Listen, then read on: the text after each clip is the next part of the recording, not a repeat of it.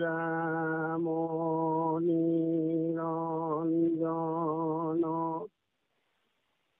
যদু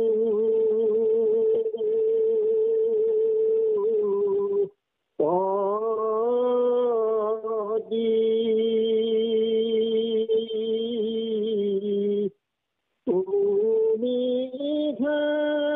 মাধৱ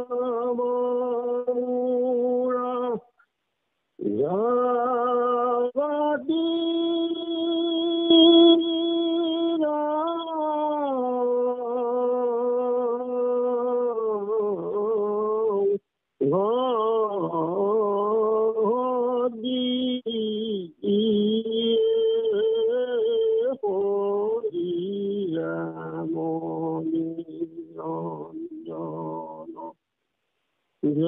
যদুপতি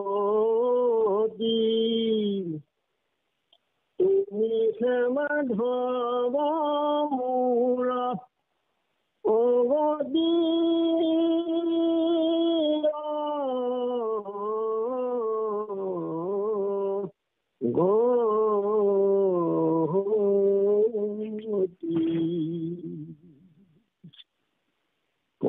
বিহু লগ জনালো লগতে ভকত দিলে আপোনাৰ যে কৃষ্ণ যে বলব মালহ মল্লবাদ্য বাইদেনী ধিলাক কাল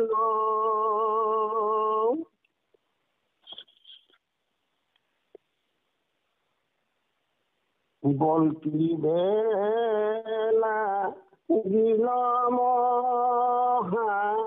কুভে অন্ধ হুই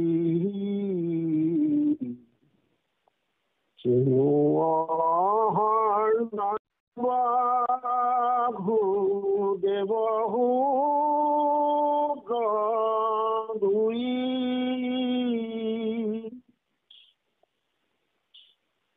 ৰাম নমৰ বাজগৰি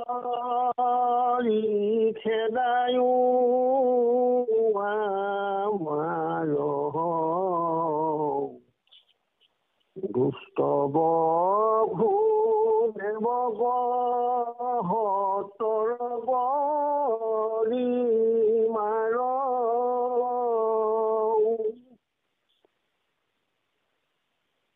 ৰাম গোৱালৰ আগ্ৰহী হবে লৈও গুৰুমতী নন্দ কলো লগাইবা থলো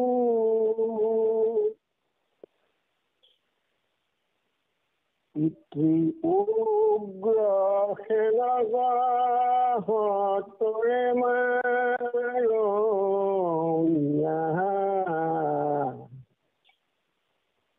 ৰাখি যতয়াৰ আছে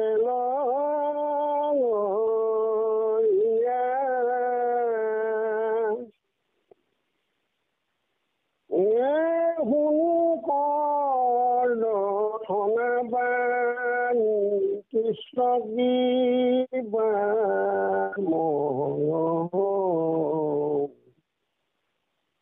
জলি বহুল কুভেতি নহহে হৃদয়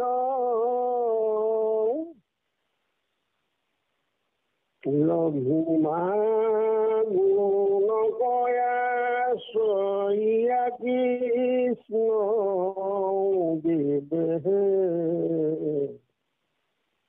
অংশৰ উঠিল দেৱ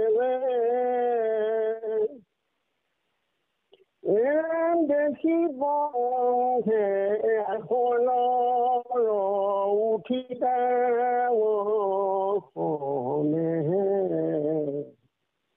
ধৰিলেহে খান্দা বাৰু জুবিবা গমনেহে বাৰু গজংকাৰে লুঠি ফুৰাও খান্দা কহ জনহেন গোটাকে খত ফুল তাক এনে অচিন্ত মহিমা হৰি লীলায়ে সাক্ষীয়া লগতে কংস ধৰিলে চাম দিয়া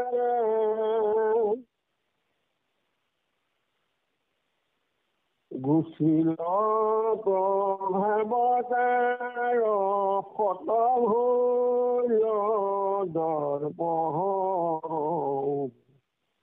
গৰুৰৰ হাতে যেন বন্দী ভৈল সৰ্প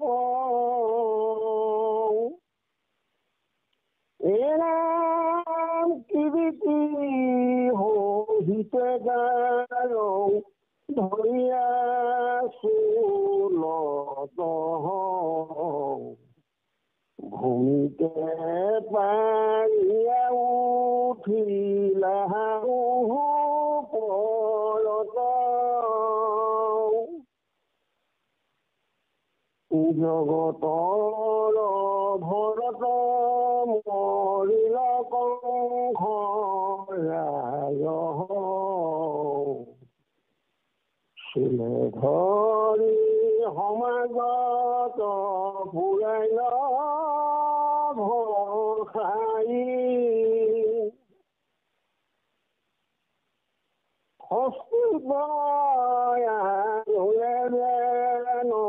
মূত্ৰহীন ৰাজে দেখি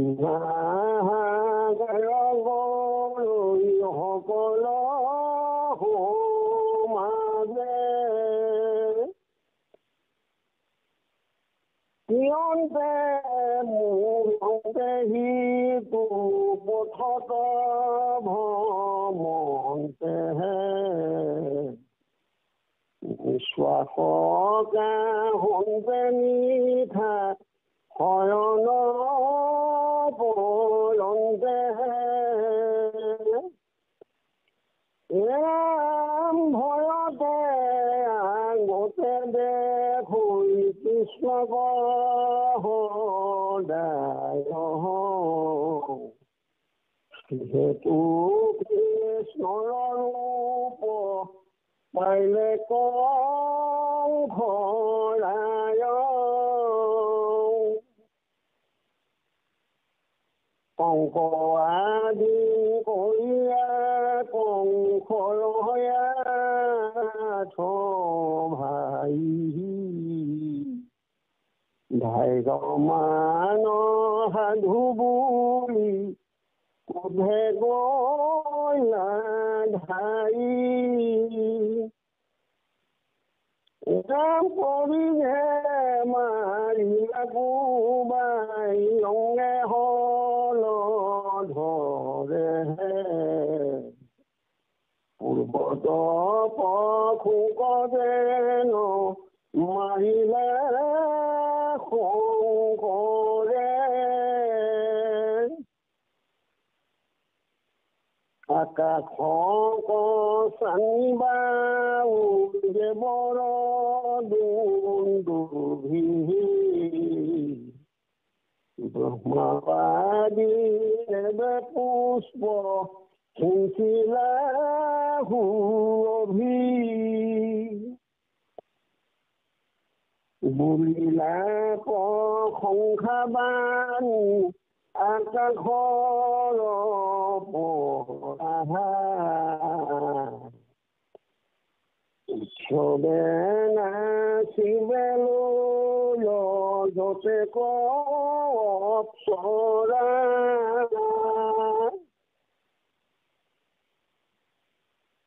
ৰাজনাৰী ৰন্তৰে বজাইলা কান্দে স্বামী বুলিয়া দি সিয়া ধাৰতে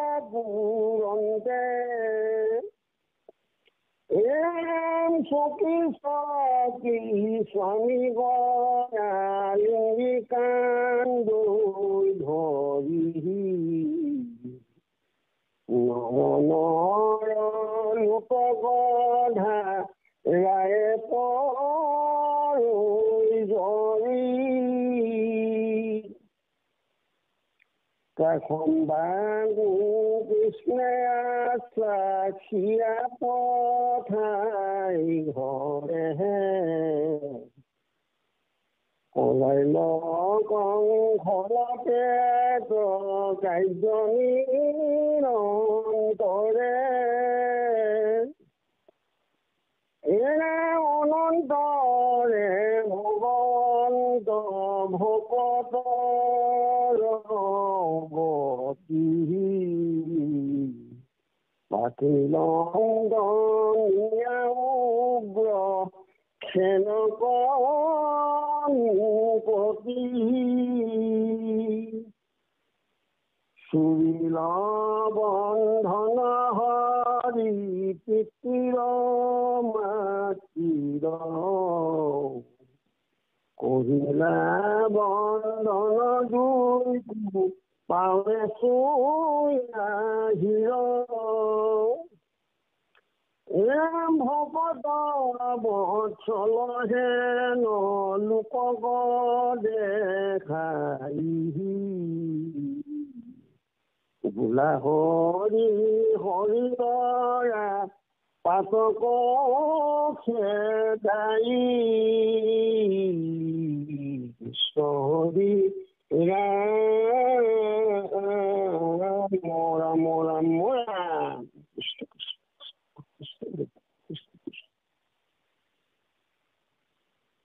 স্বামী ৰাম স্বামী ৰাম স্বামী ৰাম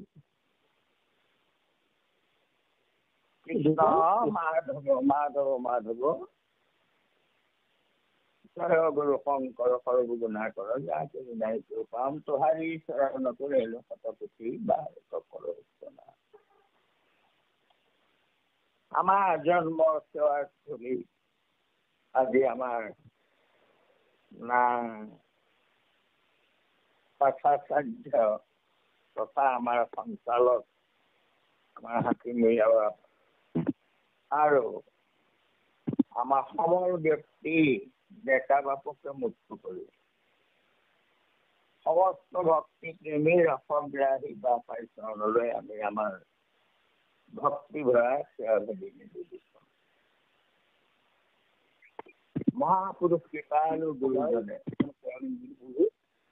আমালৈ আগবঢ়াই থৈ যোৱা এই ৰসৰ ভাণ্ডাৰ অসমৰ মৌচাক বুলি কোৱা কীৰ্তন পুথি আমি পাঠ কৰি আহিছো। আনন্দ ইয়াৰ পৰমাৰ্থিক কথাখিনি আমি অনুধাৱন কৰি আহিছো আৰু ইতিমধ্যে কংসবধ আজি সমাপ্ত হৈছে আৰু আমাৰ হাতীমূৰীয়া বাপে সুন্দৰকৈ আজি পাঠ ভাগি সমাপ্ত কৰিছে।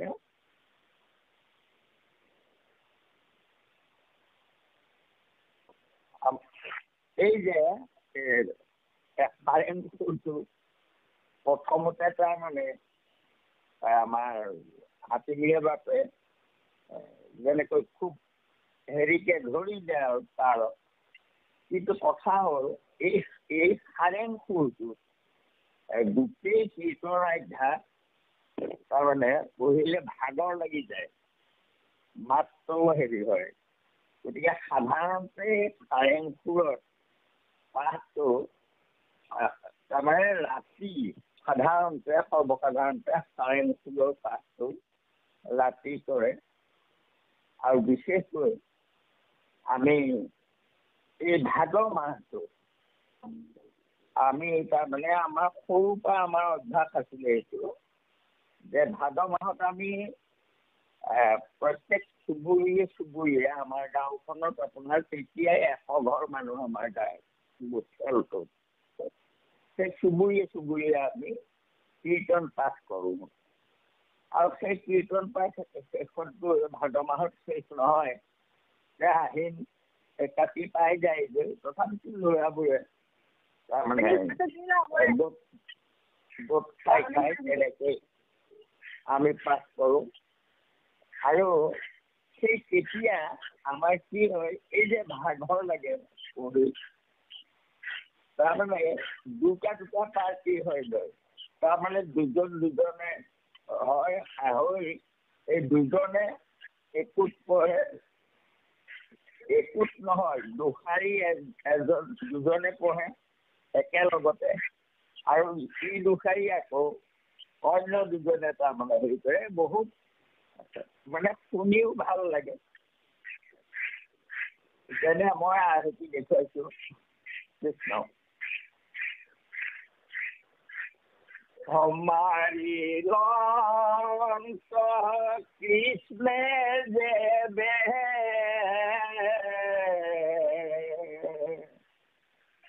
बराबर माला मलबाज बाइदेनी के दिले काला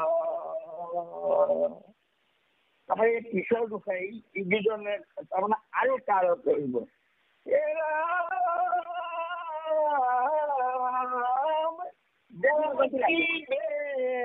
লাগিলা মহা ক্ৰোধে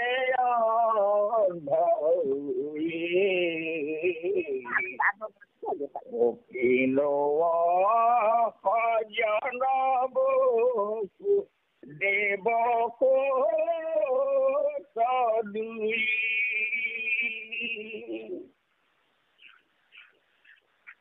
এইদৰে তাৰমানে সেই প্ৰথম জুলাই তাৰমানে দুজনে গায় আৰু পিছৰ দুজনে গায়।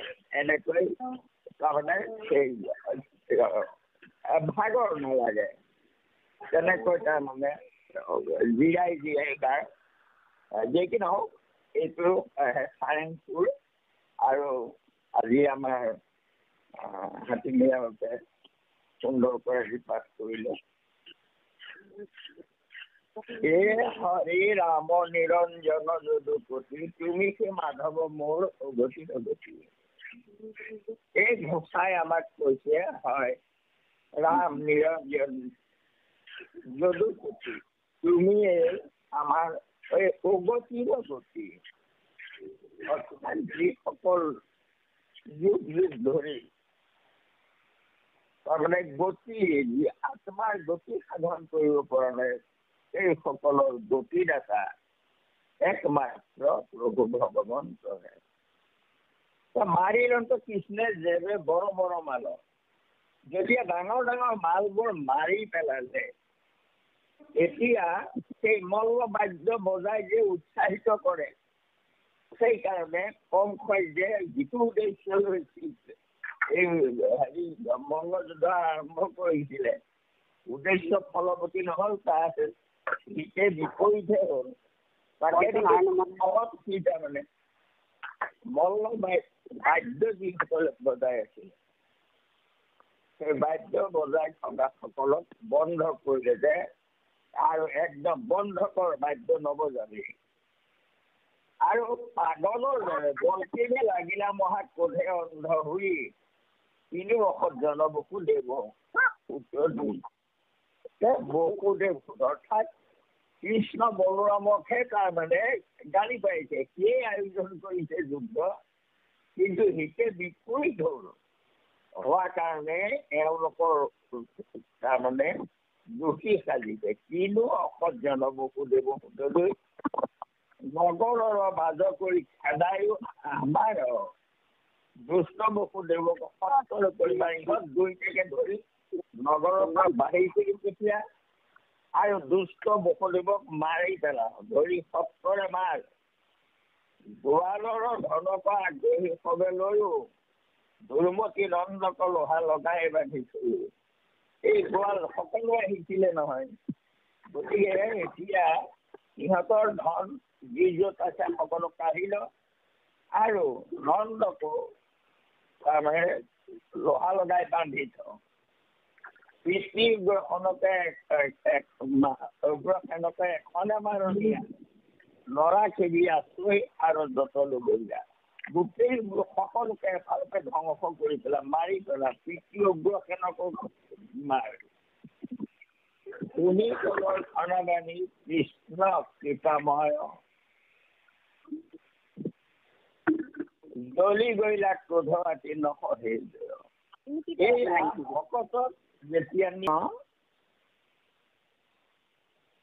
নৰাখিবি আৰু যতলো গৰিয়াই এই ইহঁতৰ লগত অহা কৃষ্ণ বলৰামৰ লগত অহা যিমান লগৰী আছে চবকে মাৰ। নৰাখিবি আছৈ আৰু যতলো গৰিয়া। শুনি ক্ৰোধৰ ধনবাণী কৃষ্ণ কৃপাময় জ্বলি গৈলা ক্ৰোধ আতি নসহে হৃদয়।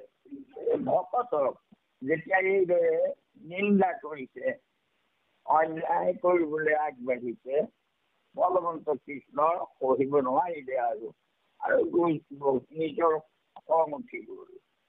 লঘিমা গুণক আশ্ৰয় ইয়াৰ কৃষ্ণদেৱে কংসৰ উচিত চাংগে চৰিলন্তদেৱে। তেতিয়া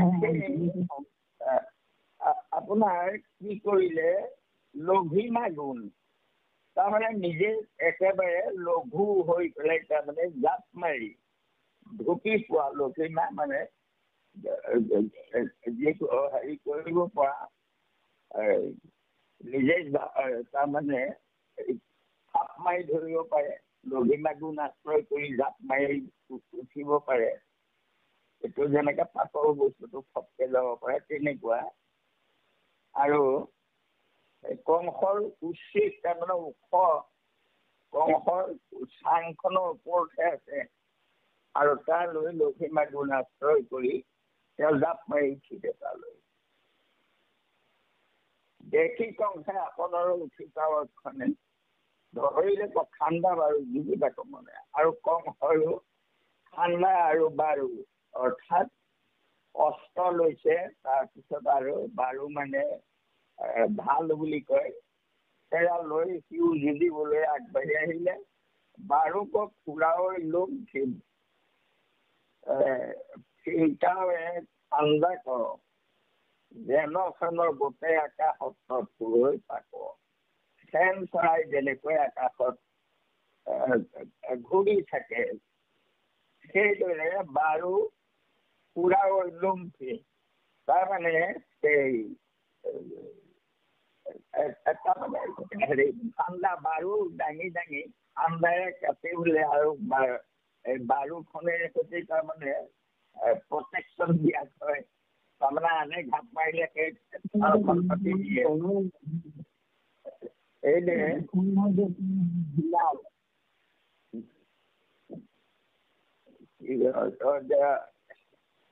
অচিন্ত মহিমা হাৰি লীলাৰে হাতিয়া আলগতে কংসক ধৰিলা চাম্পদিয়া।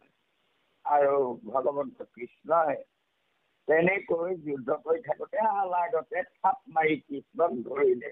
কৃষ্ণই কংসক ধৰিলে থাপ মাৰি। আৰু গুচিৰ প্ৰভাৱতাৰ হাত হত ভৰিলা দৰ্প, গৰুৰ হাতে যেন বন্দী ভৰিলা সৰ্প। আৰু লগে লগে কি হ'ল, তাৰ প্ৰভাৱ, তাৰ দৰ্প চূৰ্ণ হৈ গ'ল। গৰুডৰ হাতত যেনেকৈ সৰ্প বন্দী হয়, তেনেকৈ তাকো ভগৱন্ত কৃষ্ণই বন্দী কৰি ললে। আৰু ভূমিত পাৰিয়া পৰি আহা ওপৰত জগতৰ ঘৰত মৰিল কৃষ্ণ ধৰিয়া কুলত ভূমিত পাৰিয়া পৰি লাহা ওপৰত তাৰ চুলিত ধৰি চোঁচৰাই আনিলে আৰু মাটিত পেলাই ওপৰত কৃষ্ণ উঠি দিলে আৰু জগতৰ ঘৰত মৰিল কংসৰাই চুলে ধৰি সমজ্ঞাতত ফুৰাইলে ঘসাই জগতৰ ঘৰ দিলে কংস মৰিলে চুলিত ধৰি চোঁচৰাই কৰিছে হস্তিক আজিলৈ যেন মত্ত সিংহৰাজে দেখি হাহাকাৰ কৰে সমস্ত সমাজে।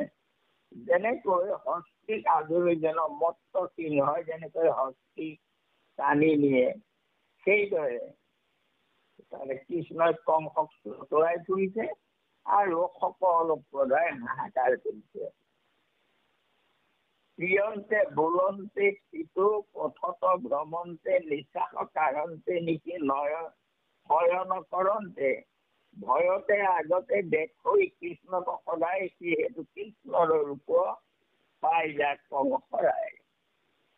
কংসৰ মুক্তি হ'ল এয়া যে শুওঁতে খাওঁতে উঠোতে সদায় আগতে কৃষ্ণক দেখে যে কৃষ্ণই মোক মাৰিব এয়া আকাশবাণী শুনিলে সেই কৃষ্ণক শয়নে সপোনে দেখোতে দেখোতে মৃত্যুৰ পিছত কংসও কৃষ্ণৰ দৰে ৰূপ পাই গ'ল। কংস আদি কৰিয়া কংসৰ সবাই ভাইৰ মান সাধু বুলি ক্ৰোধে গৈলা ধাই পৰিঘে মাৰিলা কোবাই দেৱ হল ধৰে পূৰ্বত পশুক যেন বধিলা কৰে। তাৰপিছত কংসৰ 8টা ভাই কংস আদি কৰিল আৰু সেই 8টা খেদি আহিলে 8টাই সেইকেইটা কাৰক বল ধৰে পৰিঘেৰে সৈতে কোবাই কোবাই মাৰিলে পূৰ্বত পশুক যেন বধিলা কৰে। পূৰ্বত পশুক শংকৰে যেনেকৈ মাৰিছিলে তেনেকৈ মাৰিলে। এতিয়া সেই কথাটো আমাৰ বাপাই সকলে আমাৰ আজি মই আগতে এই কথাখিনি কৈছো আমাৰ বাপাই সকলে শুনিছে বুজি পায় কিন্তু বহুত আমাৰ নতুন আইবাপ আছে গতিকে সেইসকলে কথাটো গম পোৱা নাই গতিকে সেইসকলৰ কাৰণে কৈছো যেতিয়া শাৰী সিদ্ধ তাৰমানে হেৰিয়ালে বৈকুণ্ঠলৈ গৈছিলে যাওঁতে জয় বিজয়ে বেটে ঠেলি চাৰিটো খেদিলা তাৰমানে তেওঁলোকক সোমাবলৈ নিদিছিলে আৰু তেতিয়া জয় বিজয় তেওঁলোকে তাৰমানে জয় বিজয় বৈকুণ্ঠবাসীৰ লক্ষণ নহয় বুলি কয় যে তহঁত অসুৰ জুলি যা এই বুলি তাৰমানে অসুৰৰ স্বভাৱ তহঁতৰ এই বুলি সাপ দিলে। দিয়াৰ পিছত হুলস্থুল লাগিলে ইতিমধ্যে কৃষ্ণ আহিলে লক্ষ্মী আহিলে আৰু আহি পেলাই ক'লে ঋষিজনৰ এৰা পাব আমিছে দিয়াই দিওঁ খাব। ইহঁতৰ এইটো লিখনেই আছে পূৰ্বত তাৰমানে লক্ষ্মী ইহঁতে অপমান কৰি থৈছে গতিকে লক্ষ্মীয়েও ইহঁতক সাপ দি থোৱা আছে গতিকে মইহে তোমালোকৰ সৈতে সাপ দিয়ালো আৰু তোমালোকে দুখ নকৰিবা। কিন্তু তথাপিতো চাৰি সিদ্ধই ভাবিলে যে বৈকুণ্ঠবাসীৰ লক্ষণ নহয় বৈকুণ্ঠত থাকি ইহঁতে আমাক কেলে খং কৰিলে গতিকে যিটো আমি গালি পাৰিলো কিন্তু ওলটাইতো সেই কথাটো আমাৰ গাতো আমিও বৈকুণ্ঠতে আছিলো আমাৰ খং কি হৈছে আমি একেবাৰে সাপেই দি দিলো এইটোতো আমি ভাল কাম নকৰিলো। তেতিয়া যদিও কৃষ্ণই কৈছে মইহে দিয়ালো তথাপিও তেওঁলোকে কয় যে আমাৰ নিজৰ দোষ হৈছে আমি নিজৰ প্ৰায়শ্চিত্ত নিজে কৰিম গতিকে আমিও সিহঁতক অসুৰ হবলৈ কলো আমি পশু হৈ যাওঁ ধৰ্মাধৰ্ম বিচাৰ কৰিব নোৱাৰে পশু জাতিয়ে গতিকে সেইকাৰণে আমাৰো তেনেকুৱাই হ'ল গতিকে আমি পশু হওঁ আৰু পশু হলে সোনকালে আমি মুক্ত হ'ব লাগিব আকৌ কলৈ গ'লে মুক্ত হ'ম এই ভাবি তেওঁলোকে 4টা বগা কুকুৰ গাহৰি হ'ল আৰু হৈ পেলাই কৈলাশখন এফালৰ পৰা খহাবলৈ লাগিলে শিৱৰ কৈলাশ।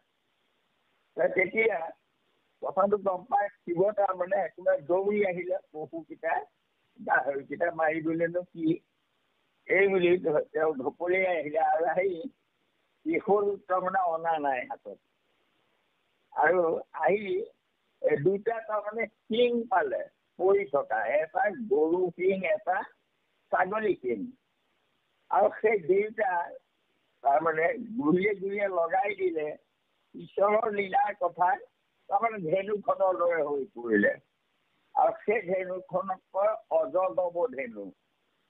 অজগব মানে অজ মানে ছাগলী, গব মানে গৰু, গৰু শিং আৰু ছাগলী শিঙৰ ধনু আৰু সেই ধেনুখনকে তাৰমানে কোবাই কোবাই মাৰিলে। তাত গুণ লগোৱা নাই, কিন্তু কাৰ মৰা নাই, সেই হেৰিকে লৈ তাতেই পেলাই থৈ তাৰমানে গুচি গ'ল আৰু কাৰ্যসিদ্ধি হ'ল গৰু শিং আৰু হেৰিয়া শিঙেৰে বনোৱা হেৰিয়ে। গতিকে গুণ নিদি নলগোৱাকৈ কোবাই মাৰিলে সেই ধেনুখনে। এতিয়া সেই কোবাই মাৰিলে এওঁলোক মুক্ত হ'ল, আকৌ সিদ্ধ হৈ গুচি গ'ল। ধেনুখন তাতে পৰি থাকিলে। জনকে যজ্ঞ ভূমি চহাবলৈ তেতিয়া জনকে পালে, পাই পেলাই ধেনুখন নি থৈ দিছিলে আৰু সেই ধেনুখনকে হৰধেনু নাম বা অজগব ধেনু বুলি কয় আৰু তাৰে গুণ নাই তাত। সেই ধেনুখনত নিজেই গুণ লগাব পাৰিব তেওঁকেই সীতাক দিম বুলি প্ৰতিজ্ঞা কৰি থৈছিলে আৰু সেয়াই অজগব ধেনু। আৰু সেই পূৰ্বত পশু প্ৰজনক মাৰিলা শংকৰে, তাৰমানে সেই গাহৰি কেইটা মাৰিছিলে, সেইটো কথা। আৰু বলভদ্ৰই সেইদৰে কোবাই কোবাই মাৰিলে ইহঁতক। কৃষ্ণ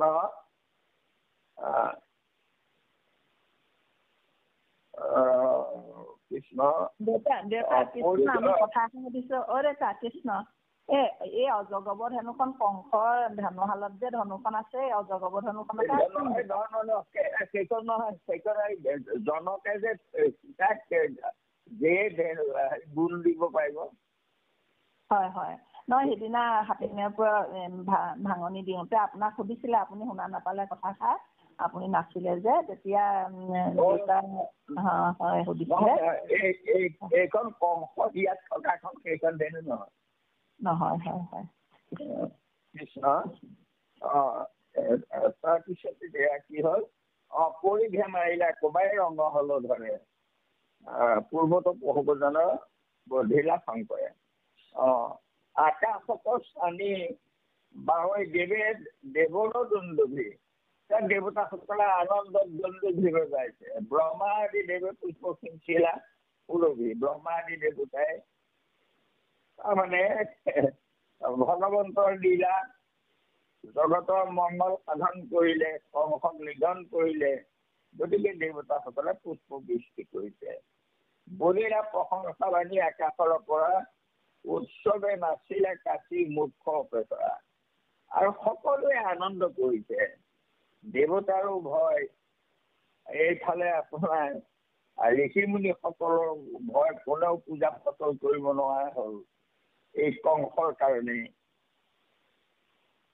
এতিয়া ৰাজৰ নাৰী নিৰন্তৰে বজাইলা কান্দন্তে, সেই ৰজাৰ তাৰমানে কংসৰ আৰু ভায়েকহঁতৰ তাৰমানে যিমানবোৰ পত্নী আছিলে সকলোৱে কান্দি কান্দি তাৰমানে হাৰ স্বামী বুলি ৰাতি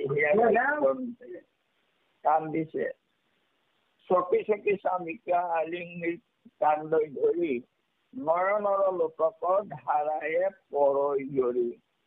তেওঁলোকে কান্দি কান্দি কান্দিবই আৰু নিজৰ স্বামীক বোৰক মাৰিছে।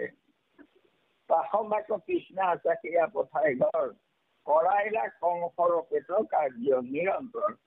তেওঁলোকক আশ্বাস কৰি পঠাই দিলে। এই পেট কাৰ্য শব্দটো প্ৰহ্লাদৰ চৰিত্ৰত আছে আৰু এই ইয়াত কংসবধত আছে।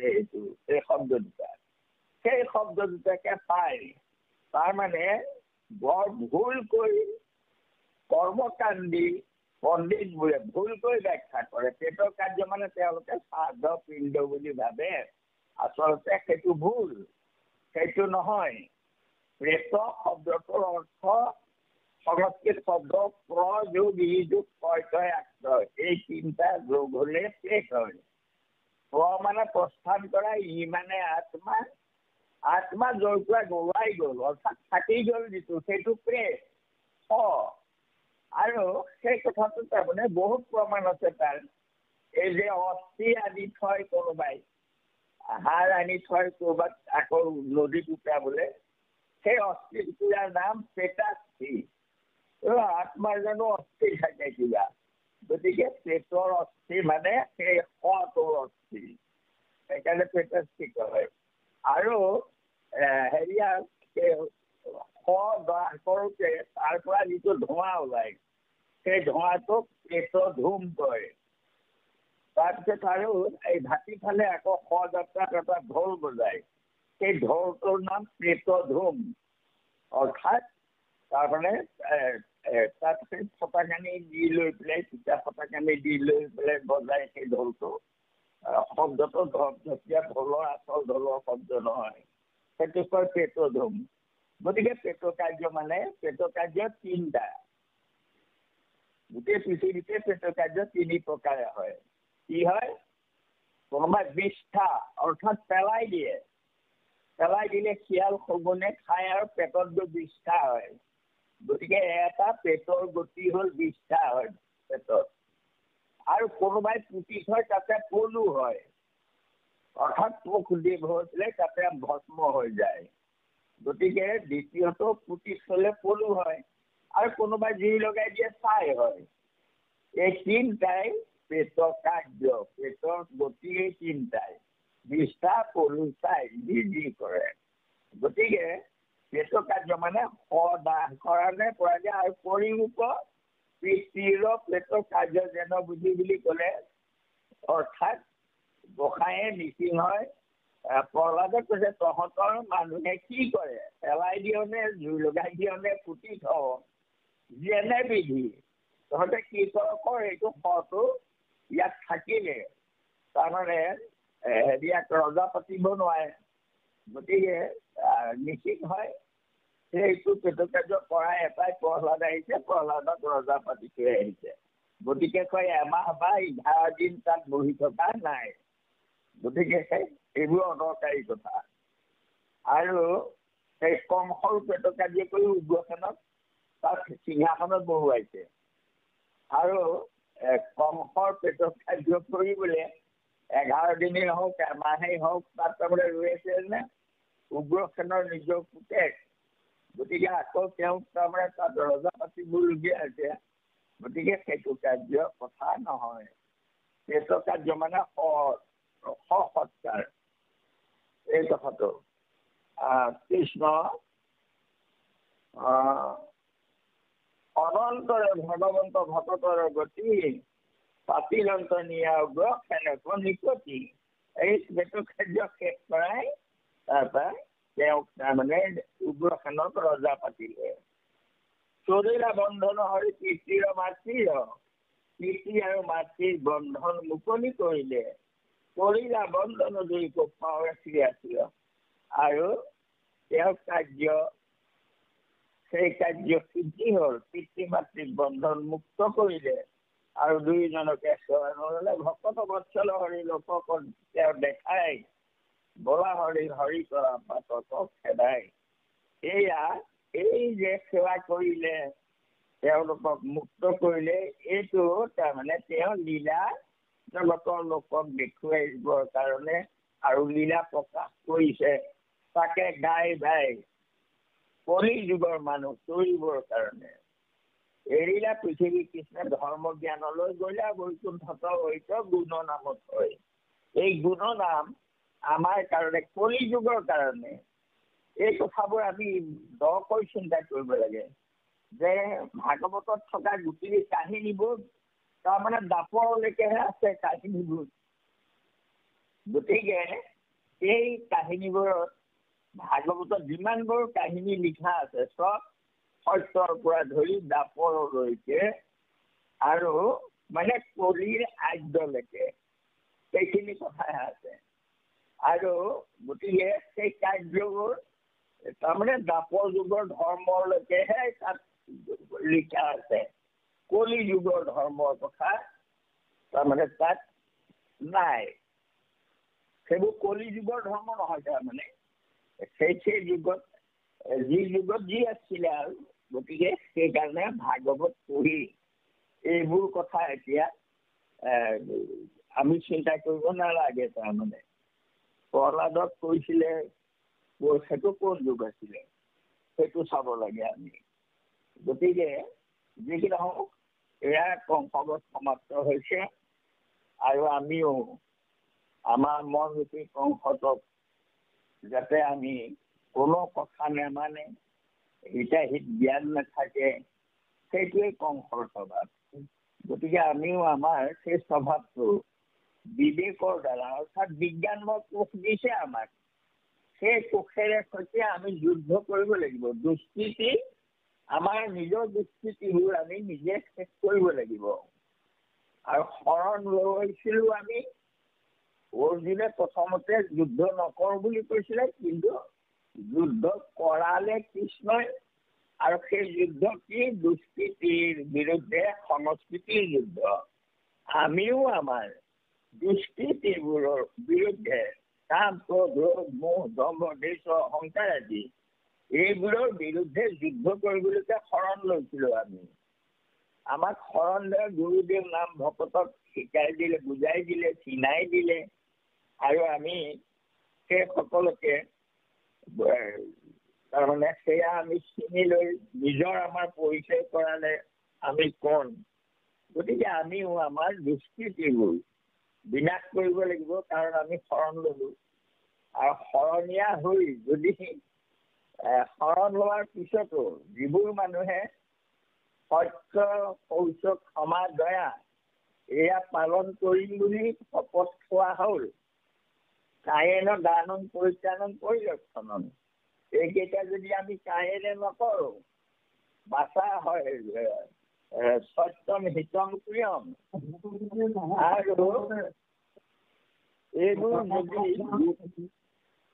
এই গুণবোৰ আমি ব্যৱহাৰ কৰিব লাগিব। ব্যৱহাৰ কৰি দুষ্কৃতিবোৰ নাশ কৰিবলৈ চেষ্টা কৰিব লাগিব। আমাৰ নিজৰ মনটো আমি ধুব লাগিব, পৰিষ্কাৰ কৰিব লাগিব।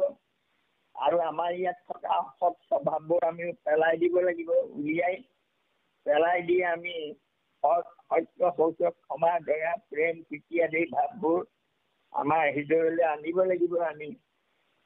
গতিকে যেতিয়া আমি দুষ্কৃতিবোৰ যদি পেলাই নিদিওঁ, আঁতৰাই নাপাওঁ, তেতিয়া আকৌ সুকৃতিবোৰনো আমি ক'ত ৰাখিম?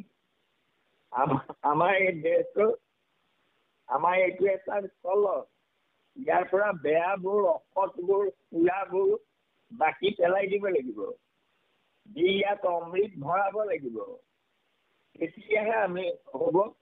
কিন্তু আমাৰ সুৰাবোৰ ভিতৰতে থাকে আৰু আমি তাৰমানে বাহিৰটো ধৰি থাকো, কামত নাহিব। গতিকে সেই সুৰাটো পেলাই দিব লাগিব। তাৰমানে অসৎ চৰিত্ৰবোৰ আমি লাহে লাহে এৰিব লাগিব। আৰু সেয়েহে ভকতি আমি ইয়াৰ মাজে নামৰ ভাণ্ডাৰ কৰিব পাৰিম। এতিয়া নাম যদি অহৰহ যদি আমি নামৰ খেতিয়েই নকৰোঁ, তেন্তে ভাণ্ডাৰত ভৰাম কেনেকৈ? আকৌ খেতি কৰিলে আঘোণমহীয়া দাই মেলি সুন্দৰকে আনি ভঁৰালত থৈছো, আলু, কচু যি খেতি কৰিছো সকলো ভাণ্ডাৰত ভৰাই থৈছো আৰু প্ৰয়োজনত উলিয়াই খাইছো।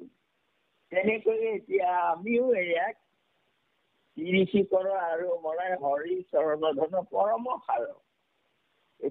আমি সেই ভকতিৰ বজাৰ বাণিজ্য কৰিব লাগে আৰু কৰি পেলাই ফলবোৰ আমাৰ নামৰ ভাণ্ডাৰ কৰিব লাগে। ভাণ্ডাৰ মানে ভঁৰাল, ইয়াৰ মাজে নামৰ ভাণ্ডাৰ মুখে মাজে হয়।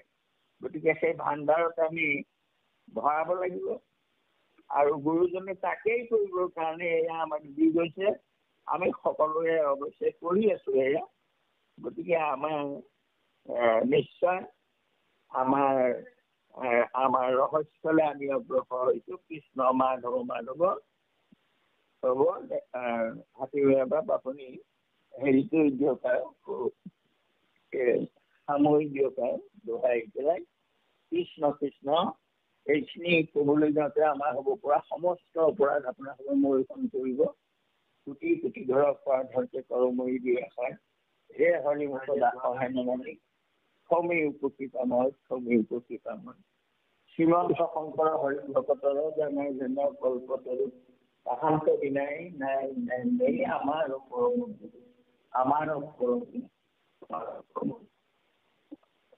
মাধৱ মাধৱ কৃষ্ণ আমি দোহাৰিবৰ কাৰণে আগবাঢ়িছো দেউতা কৃষ্ণ। ৰাম সুনীল বন্ধন হৰি পিতৃৰ মাতৃৰ কৰিলা বন্দন দুই পাৱে হিৰ ৰাম ভকত বৎসল হেন লোকক দেখাই বোলা হৰি হৰি হৰি কৰে পাপ খেদাই কৃষ্ণ হৰি ৰাম